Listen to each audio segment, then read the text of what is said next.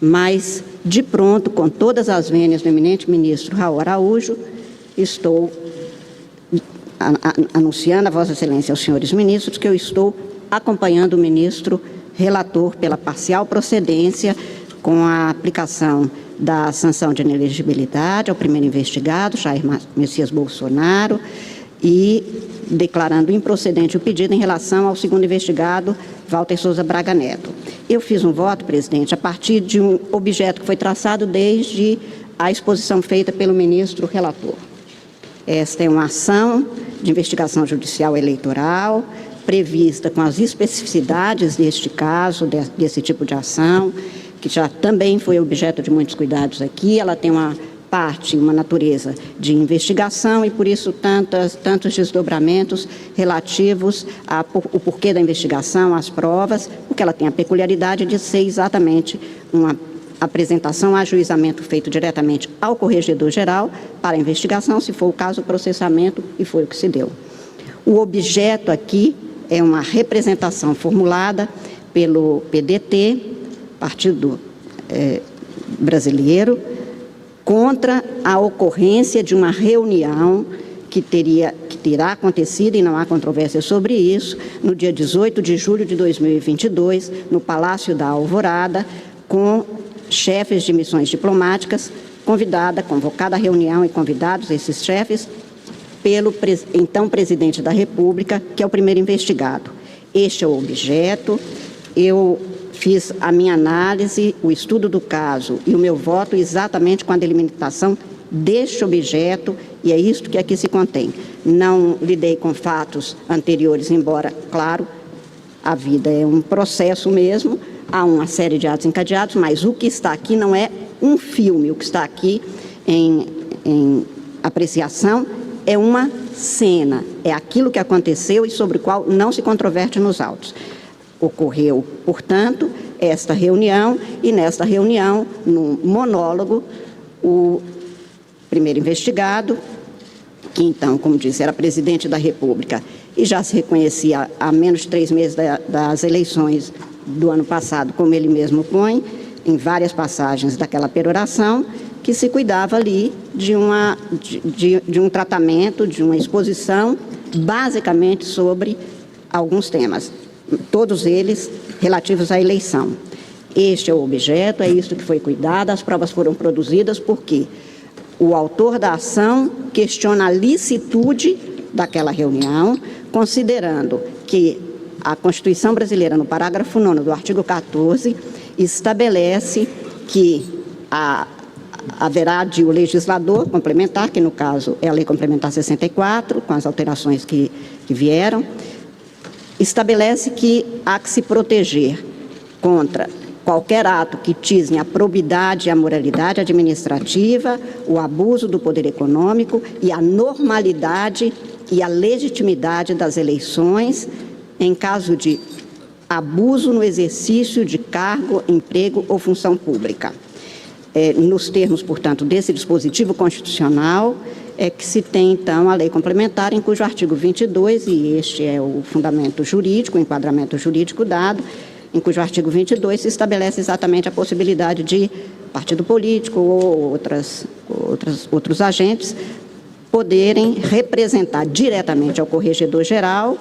relatos de fatos que podem ser considerados ilícitos. Foi o que foi trazido neste caso, contra a argumentação de que haveria ilicitude naquele comportamento, naquele enquadramento dado, naquela ocorrência, havida no Palácio da Alvorada, na data, no local e com o discurso especificado. Haveria um ilícito porque teria havido o abuso do exercício daquele cargo e o uso indevido de meios de comunicação, porque foi transmitido pela EBC e, mais que isso, nas mídias sociais, e poderia reverberar, portanto, em detrimento da normalidade e da legitimidade das eleições. Este o quadro, e por isso mesmo, até mesmo quanto às preliminares que eu estou acompanhando, ministro relator, mas eu faço apenas 3 observações no meu voto, transcrevo todas, mas faço observação. Primeiro, sobre o que se alegou não sendo pertinente que a Justiça Eleitoral tratasse deste assunto, fosse competente para esta impugnação, este questionamento. Quanto a este dado, eu teço considerações mais específicas no meu voto, acompanhando as ilações de Vossa Excelência e a conclusão. A Justiça Eleitoral é competente por determinação constitucional, por definição legal, porque estamos aqui a tratar de uma ocorrência comprovada, não contestada, que teria, de alguma forma, tisnado ou poderia tisnar, e é isso que se averigou, que se investigou e que se julgou, até aqui, ou que está em julgamento, a normalidade, a legitimidade do pleito eleitoral e, eventualmente, poderia ser considerado contrário aos princípios constitucionais. E estes são expressos e de aplicação desde 5 de outubro de 88, como está no artigo 37 da Constituição. Portanto, a Justiça Eleitoral é competente e, em meu voto, senhor presidente, senhores ministros, eu até faço um rebuscamento um pouco maior. Há muito questionamento, até porque nós julgamos com alguma frequência esse tipo de ação, basicamente em relação a casos ou municipais, que se dão nos municípios, e até mesmo estaduais. E claro que é sério, é grave como todo julgamento, porque um eleitor precisa de saber por que ele poderia ter votado ou por que ele votou, e neste caso não foram poucos os votos, quase 50 milhões de votos não são poucos, é preciso saber por que estamos julgando e como estamos julgando. Estamos julgando para cumprir um dever constitucional, que é a jurisdição. Não se escolhe, não se quer, e não é boa nem fácil a função de julgar. Ela é necessária, e é neste sentido que a competência da Justiça Eleitoral é fixada e estamos desempenhando um dever. Também vi alguns questionamentos, não da parte da defesa aguerrida, e devo dizer, muito eficiente defesa, do doutor Tarcísio, como é também a do autor, doutor Valber, que a Justiça Eleitoral não deveria estar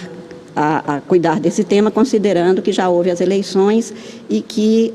os eleitores já se manifestaram. Na sessão de terça-feira, o ministro relator já tinha feito referência que, no Estado Democrático de Direito, é preciso ter aceitação e é preciso ter, e mesmo aquela que é manifestada nas urnas, mas é preciso ter cumprimento do direito, senão não se teria um Estado de Direito. E o papel do Poder Judiciário é basicamente este, segundo o modelo estabelecido em lei. Não é escolha, não é decisão do Judiciário. O Judiciário aplica a lei. Nós já tivemos modelo, presidente,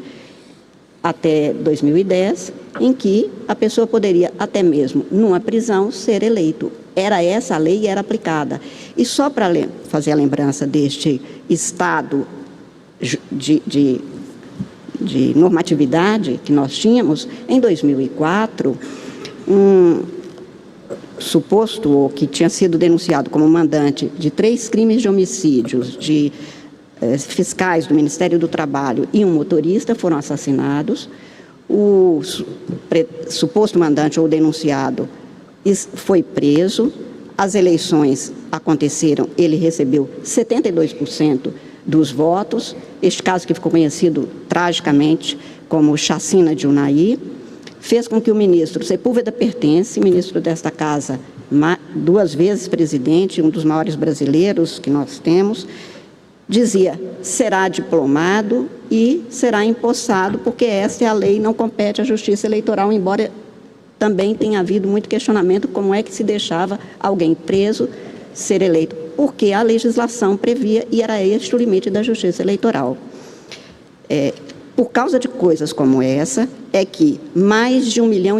de eleitores brasileiros, cidadãos eleitores, porque tem que mostrar o seu título de eleitor, formularam e propuseram um projeto de lei que foi encaminhada e votada pelo Congresso Nacional, a 4ª Lei de Iniciativa Popular, a Lei Complementar 135, a chamada Lei de Ficha Limpa, que alterou este quadro porque não era considerado aceitável pelos eleitores brasileiros. E hoje, exatamente por conta dessa mudança,